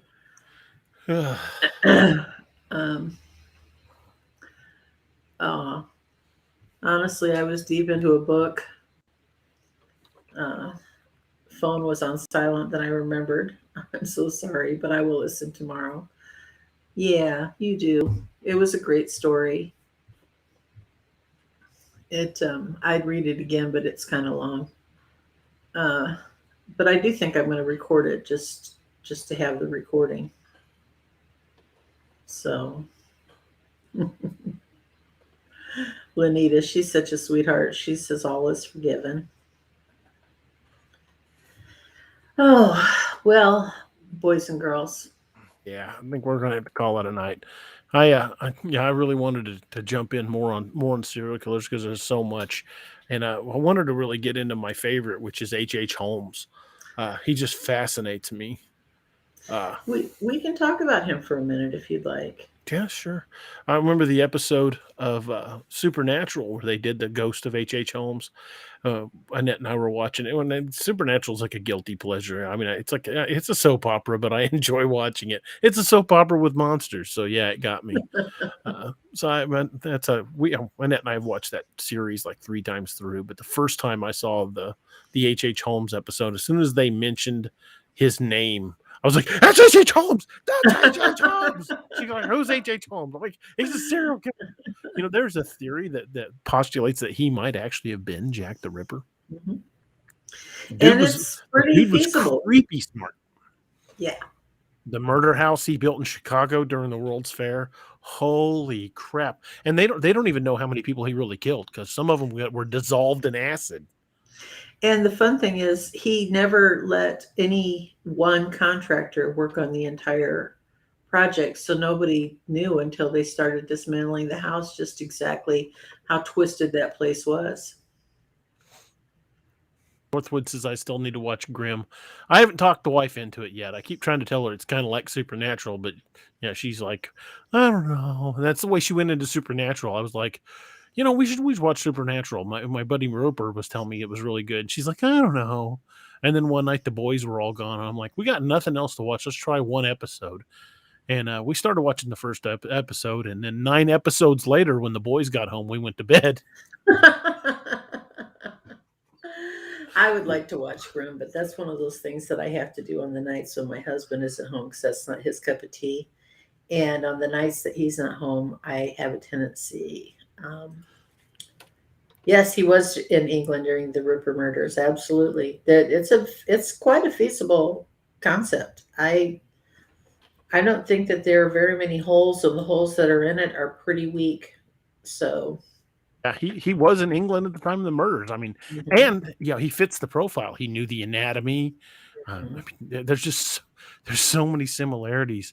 He just when they were starting to get close to him in England, he just packed up and went to the United States and opened up shop again. And of course, the organized law enforcement in England at the time was far ahead of where our law enforcement was in the U.S. at the time. So he had a much easier time of getting rid of it.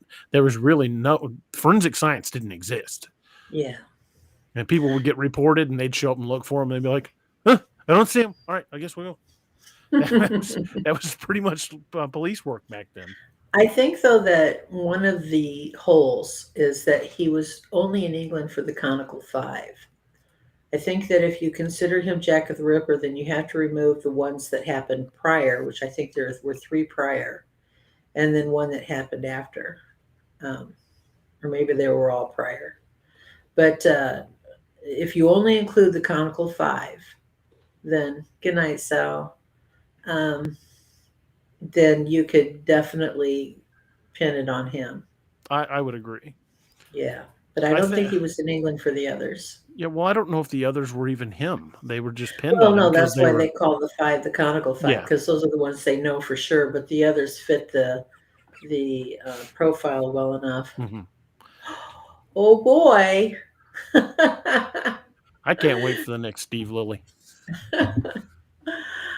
Oh, I love it. I absolutely love it. Steve Lilly's awesome. Yeah, then he used the World's Fair to go on a killing spree. Now that's some kind of genius right there. I'm not going to chase these people down anymore. I'm going to open a hotel and invite them in. And they came to him in droves. Absolutely. And a lot of them were from out of town, so Mhm. when they got reported missing, they're like, we don't know where they are. Yeah. There's no record. We thought they might be headed to Chicago. Do you know where they stayed? No, they said something about the World's Fair. Well, all right, we'll look around. Yeah. Yeah, it was quite and then he actually had some interesting things happen in Canada too. I mean, he spreads himself across some countries there. So that was definitely an interesting. Yeah. H.H. Holmes was brilliant. I mean, for his time, the stuff he was doing would not be seen again until you started looking at the likes of like Ed Gein. And I mean, he was way ahead of the curve. Mm-hmm. I mean, when he was doing what he was doing, the word serial killer hadn't even been invented yet. No. And who was it that serial killer was invented for? Was it him? Well, they coined the phrase serial killer for one particular killer, and I think it was H.H. Holmes. If I might be mistaken on that.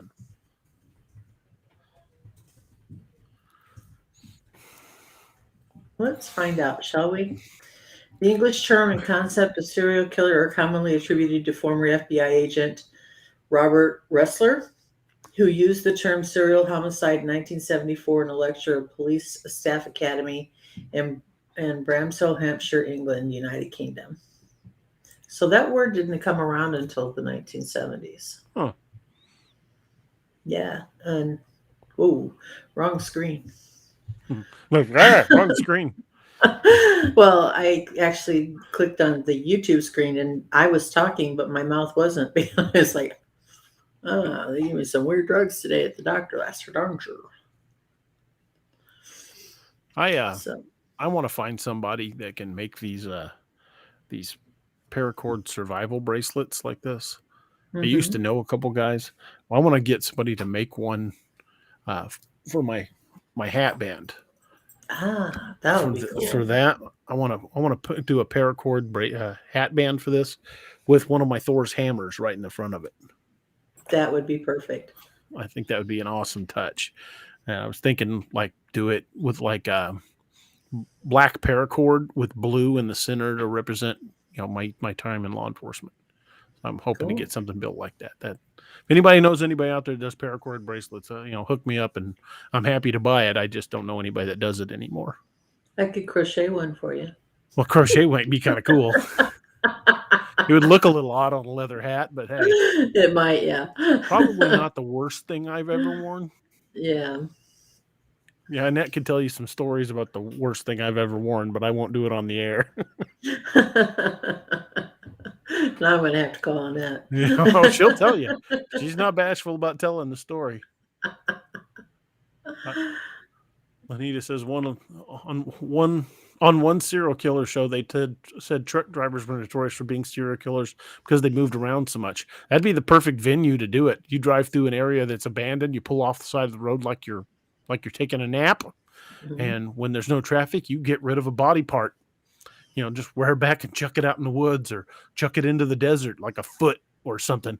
And guaranteed that is not going to be there for long. Coyotes or something is going to dispose of that. Mm-hmm. And the small bones of a body will vanish into the desert. Didn't they think some of the serial killings that I don't even know that they've ever been solved. I could be wrong because I never really got into this, but along Interstate 10 in Texas, there's a whole stretch of road that's just death highway. Well, there's a And stretch of highway outside Atlanta, Georgia, the same way. It's the stretch we drove through going to Myrtle Beach. Apparently, that stretch of road has more bodies dumped in it than any other highway in the United States. and I was thinking that Interstate 10, they suspected it might be a truck driver that was doing those killings. No, it would be the I perfect think cover. yeah, I think a lot of times when the killings happen along an interstate, truck drivers have to. My husband's a truck driver. I shouldn't be that way. Well, Of course, not all it truck would be drivers are fitting. serial killers. And yeah, and it would be fitting for me to marry one, so I guess it would be perfect. Well, you are fascinated by them. I certainly am. Machina Sowery says History Channel on demand, H.H. Holmes and the Murder Castle. Amazing, scary. What amazing story. He's Jack the Ripper. I think the argument can be made he was. Well, like you were saying, the canonical five, I think those were the ones he did, and the others were just either knockoffs or they couldn't explain it any other way, and they said, oh, it must have been Jack the Ripper. Mm-hmm. I totally agree. Not to mention, any crime spree like that always inspires a copycat or two. Well, I think most of those happened prior to. Who was the first? Mary Kelly was the last. Nancy. Oh, wow. I can't. I know that my brain's dead now because I can only Nancy, Mary, Liz.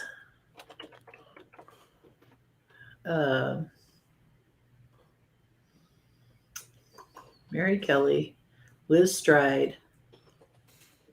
Wow. I can't name all five of them. I know I've had brain damage at some point in the last few weeks. I feel like I did last night. Yeah. I took an airbag to the face and I think I blacked out. I honestly think I blacked out for about a minute. I was going to tell you, I was driving along last night and inadvertently pulled out in front of a van and it hit me, and I haven't felt right since. Some jackass in a minivan just slammed right into me. I don't even know what I was doing. The worst part is I stepped out and a cheeseburger smacked me in the face. Yeah, it's a weird sensation when you're hanging sideways in a minivan going, why am I wet? You're lucky the Hamburglar didn't show up. I think that was mango pineapple smoothie. And I don't even like those. Oh. Yeah, and that smoothie got all over me. I was sticky. Oh. Covered in mango pineapple smoothie and soda. So was my phone, and I swear to God, I'm buying stock in the company that built my phone case because that thing flew loose. God knows where it went. We found it underneath the driver's seat after they had uprighted it and pulled it on a tow truck to get it to the scrapyard. So God knows what happened to that poor cell phone, where it went during the crash. But at least, thank God, it was still in the phone in the van, and it still worked. That was the shocking part. Yeah, that is really impressive. I'm astounded that it still worked. I went to pick it up, and I'm like, it's broken. I'm going to have to go buy it. And my worst fear was having to go. At least I could recover the SIM card out of it. I figured it was just gone, like it fell out of the van, and I'd never see it again, and I'd have to go explain to my cell provider, why I needed a new SIM card. And no, I picked it up, and I was like, the screen's intact. Surely it doesn't work. Then I hit the button, and it lit up, and I'm like, son of a gun! I just got to get all the Coca-Cola off of it. I love how you're using. Go ahead. Marcia says, DA, just add rum. Yeah, the excuse of a car accident to have been covered in food. Yeah, we believe that. Yeah, I'm like Animal when I eat. You got in a food fight last night. That's what happened. Yeah, Annette kicked my ass in a food fight. That's what it was. Sent you to the hospital. She must have done a good job. Yeah, she keeps me in line that way. When I get out of line, she just smacks me with a cheeseburger. Yeah. My house is the other way around. If Brad wants me to do anything right, he holds food out in front of me. I'm like, okay. It's like I'm the family dog. I swear I am. If he wants me, he'll just open the door. Want to go for a ride? Yeah, I want to go for a ride. Yeah. It's like, alrighty then. Get in the car. Okay. And that's the same way. We I mentioned driving down the lake. She's like 100% down. Like, yeah, let's go. Let's take a road trip. Yeah, Brad made me quit sticking my head out the window though. I said that doesn't look good. Well, we got to get our rental car tomorrow, and we got unlimited mileage, and it's courtesy of the insurance company. So we may go drive down to the lake. I don't know, depending on how I'm feeling. Right now, I feel like I just was suspended from the ceiling by my wrists and was used as a heavy bag by Mike Tyson. I bet. I'm battered but not broken. I'll be back Saturday, probably full of piss and vinegar, but right now it's mostly just vinegar. Vinegar and pain pills. Yeah. I don't know if you can see it on my arm, but I have a knot right here on my arm. Yeah, I can definitely see that. It's hot to the touch. So really? I know deep bruise. When that goes down, it's going to turn black. And I've got a great big bruise here in the crook of my arm where the EMT was trying to hit me and hit my vein in the back of a moving ambulance over bumps. So he got me pretty good, but yeah. I should show you the pictures of my arm after our accident. I had to be pried out of the vehicle too because the door wouldn't open and I wouldn't climb over the other seats. It involved both hands, and I wound up breaking this wrist. And it looks so much worse than it was. I mean, it's just black and blue everywhere. And I thought, it really didn't hurt that bad.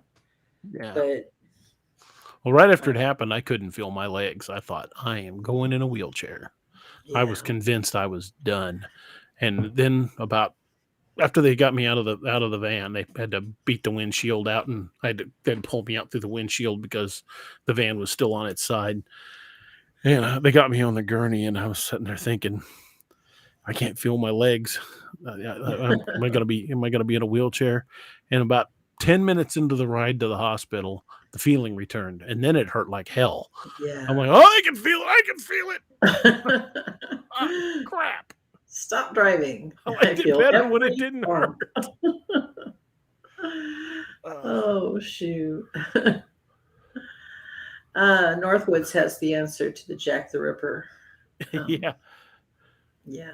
There you go. I saw that episode of Star Trek. That was a good one. Yeah. They had to stop it because it framed Scotty. I mean, of course, only Jim Kirk could solve the Jack the Ripper murders. It was a mysterious alien from the stars. Always was. You know what James Kirk has, what connection he has to horror films, right? Oh, his face was Michael Myers. Yeah, I knew that. Mm-hmm. Yeah. His the old Captain Kirk mask was what they used for the original Michael Myers. Yeah, it looked nothing like Captain Kirk, but it sure was creepy. Yeah. Although if you put the two masks side by side, you can kind of see it. Yeah. Or if you put Shatner and Weiss in geisha paint, it would probably look the same. Probably if you ironed his face out now, it would look exactly like that. Very, very thick pancake makeup to fill in the gaps. Was he wearing a toupee back then?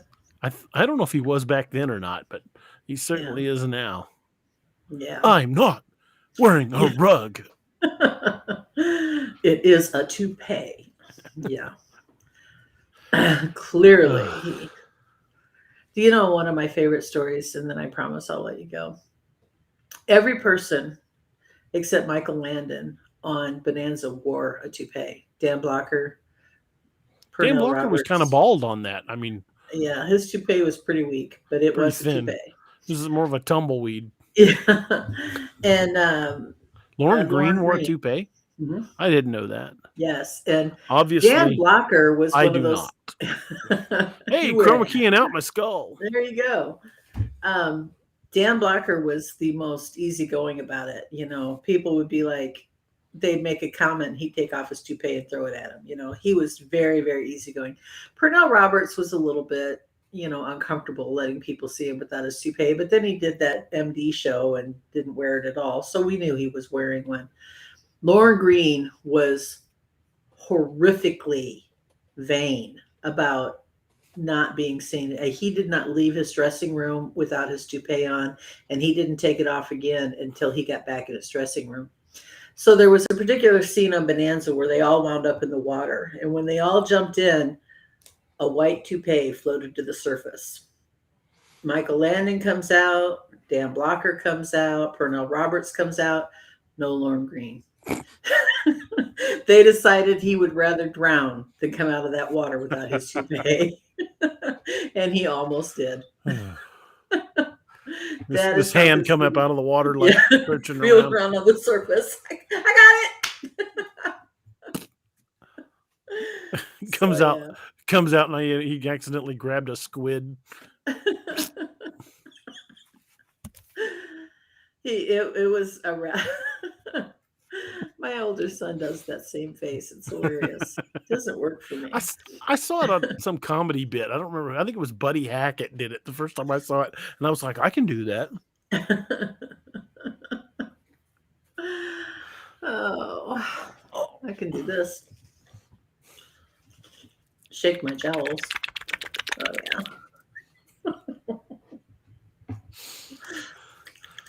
There you go. It works better for me when I don't have the beard because the beard gets in the way of the grip. Oh, I'd use the beard for the grip. That's what I do. I grab that beard and I just go. I have it so finely trimmed. Oh my gosh. Wow. That's crazy. Cam says, way past my bedtime. Good night, y'all. Good night, Cam. Cam, you have a good night. I'm not going to be far behind you. I'm going to bed with the chickens tonight. More like with the muscle relaxers, but the same effect. Well, I got to say thank you to everybody. I have had so many people text me and call me and checking on me and make sure I'm all right. I didn't really post that thing on Facebook for attention. I posted it on there just to let everybody know I was fine because I knew word was going to get out. And I didn't want people to go, he was in a car wreck, and then everybody speculate. I just posted on there to show everybody, yes, it happened, but we're okay. And Nick got, shockingly, I'm the old one in the group, and my 23-year-old son wound up with a broken bone, and I'm just beat up, so I'll be okay. It's just going to take me a few days to recover. Fortunately, my noggin's pretty thick, and there's really nothing vital from about here up. So, so I'll be pretty fortunate. It's all brain, like the episode of The Simpsons where they showed Homer Simpson's brain, and it was this much bone and about that much brain. Same effect. With crayons stuck in it. Yeah, a couple crayons stuck up in it. How did you get a crayon in there anyway? True story. My brother Brian still has a piece of a Tinker toy lodged in his throat. He swallowed it when he was a kid, and they couldn't remove all of it, so it just kind of calcified around it. So, wow. Yeah, on the X-rays, he shows up, still got a little piece of wood. And for those of you who know what Tinker toys were, yeah, I mean, it could have been metal, and he could set off the. I set off the alarm at the airport all the time, and I still haven't figured out why. I know the general area that goes off, but there's no metal there, so I have no idea why I do that. I guess Marsha wasn't here early in the show. Well, I'll show you the van.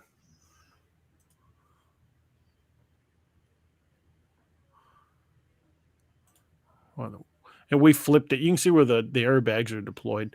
We flipped the van, wound up on the driver's side, and they had to bust the windshield out to pull my big butt out. You can't really see it from this picture. I should have took a better one, but the motor is actually shoved back under the dash. You can see that how long the nose of that minivan used to be. Yeah, that's why the motor's back up underneath the dash. But it could have been a hell of a lot worse. Fortunately, the crumple zones did what they were designed to do. The airbags went off like they were supposed to, and Nick and I walked away with minor injuries. Hickory dickory dock.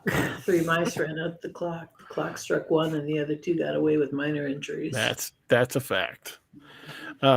Saturday night, folks, we will be doing a show on my theory about the dog man. Again, this is my theory based on just my observations and things I've read. So I'm going to preface this with saying I'm not claiming I'm right. I'm just saying this is what I think. And Nick Valente will be joining us to do counterpoint because he has a different theory. And I'm not saying his theory is any better or worse than mine. I'm just saying where either one of us can be right or both of us can be wrong. Also joining us will be Leon Howarth from England, the gentleman we had on a few weeks ago, and he's going to be discussing his theories on Dogman. So we'll have different points of view and see if any of us ever overlap or agree on anything, or we all walk away thinking we're all three idiots, which is equally as possible. I don't know, but Leon's an awesome guy. He's been on the show before. It was a great time, and you guys all know Nick Valente. Funny. Yeah, he was a riot, and you guys all know Nick Valente. So him and I will both be discussing Dogman, the North American Dogman Project, and our not exactly different, but not exactly alike theories either. And then, of course, Leon's going to be discussing some of his stuff, and we'll show that video again taken from Joe Bald. And if I feel up to it between here and Saturday, I'm going to go back down to Joe Bald during the day, try to record some, and if I can make it up the hill to where that tree is, I will go film that specific tree and show you there's nothing around it could have been. Send Noah with the camera. Yeah, Noah would probably be more than happy to go. So hopefully the truck we get's a 4-wheel drive, and maybe I can get back in Combs Ferry. That's an interesting possibility. We're supposed to be getting a 4-door Toyota Tacoma. It's the only thing they're going to have available. So if it's 4-wheel drive, I may take that sucker down there and try to get into Combs Ferry. Saturday night shows start at 9 p.m. Central. 9 p.m. Central Time. Same bat time, same bat channel. Unfortunately, Naoma will not be joining us because she's taking Saturdays off, but she is going to be very, very much missed. I'll probably be asleep by the time you guys start, but I'll watch it the next day, I promise. Awesome. Well, so, whenever you're feeling better, you are always welcome. And I'll be back. Oh. And, I'm just too dumb to quit, so here I am. My mother always said when I was a child that I would blunder in where angels feared to tread. And I think I'm on like my 5th guardian angel now because they keep having to institutionalize them from all the crap I've done. Yeah. I'm sure there's a rehab center in heaven just for my angels. So, yeah. So, yeah, I think we're right on the ballpark. We did right at 2 hours, which is actually more than I thought I was going to be able to do, to be honest. Yeah. Thank you for doing most of the talking because focusing is still not an easy thing. I still have a pretty throbbing headache and my neck is freaking killing me. Yeah. And my lower back is like somebody jabbed a spike into it, but they did CT scans and I didn't do any more damage than I already had done. And the doctor, after they did the CT scans, he's like, I checked your previous records. Your back's pretty messed up, right? I'm like, yeah, I'm aware. He goes, well, fortunately, I compared the two, and I don't think you really did much more damage, if any. I'm like, well, my big concern was not being stuck in a chair after that. He said, well, you're pretty lucky. He said, it could have been a lot worse. So yeah. If that engine had come back any farther, they would have had to cut me out of the vehicle. Yeah, they'd had to cut that engine off your lap. Mm-hmm. Assuming that they didn't have to do a field amputation, because I've seen that happen. I've seen that happen on accident scenes, and it's not pretty. No. But that was the joke I was saying the other day, that God looks out for small children, fools, and ships named Enterprise. Well, I'm not a ship, and I'm not a small child, so I guess we know where the category I fall into. I'm going to go with my name is Enterprise. Well, I think my mother would tell you which category I fell into for sure. But Yeah. thank you guys so much. And I've had so many people reaching out, and my phone is blown up all night. It's still blowing up from people sending me messages. I've like looked at a couple of them, and I'm like just gonna go answer a few of them after the show.